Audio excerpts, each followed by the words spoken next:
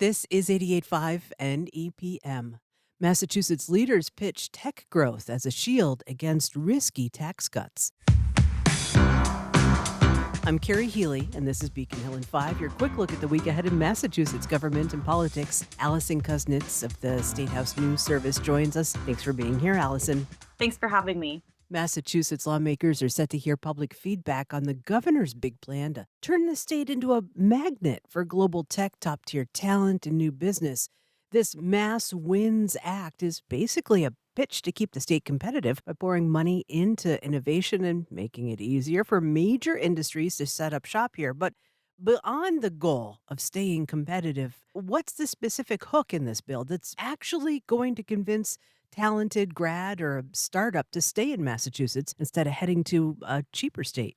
Sure. So, as an economic development bill, this is kind of a hodgepodge of different investments all rolled into one. So, for example, Governor Maura Healey has proposed in this investing $10 million for an annual internship tax credit. There's multi-million dollar investments across like the defense sector, applied AI, robotics, and there's also an interesting provision to slash the business registration fee that would make it easier for businesses to get going in Massachusetts. So, once everyone's done talking at tomorrow's hearing, how long is this actually going to sit on a desk before we see any real movement?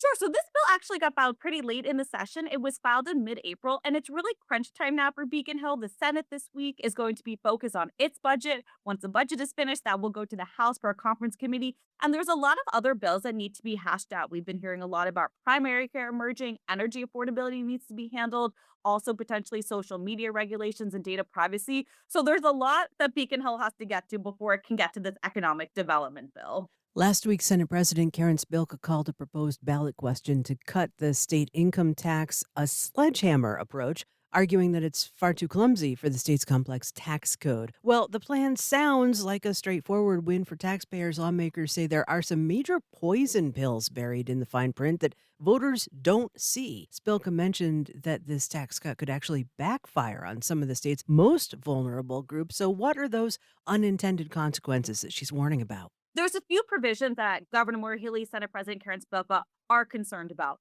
One, this question would get rid of the charitable tax deduction because the deduction is tied to the income tax rate being 5%. There's also the possibility that should this ballot question pass and become law, that the S Corp tax rate would also increase. With Spilka pushing for that more surgical touch to income taxes, that leaves many wondering if that's just code for no tax relief at all.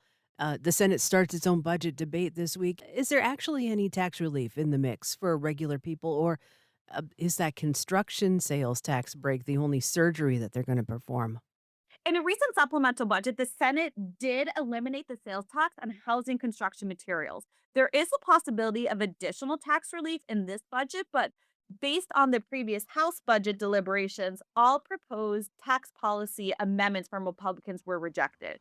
There are similar amendments from Republicans in the Senate on the table for this week as well. Some things, like decreasing the income tax rate and maybe even suspending the gas tax rate.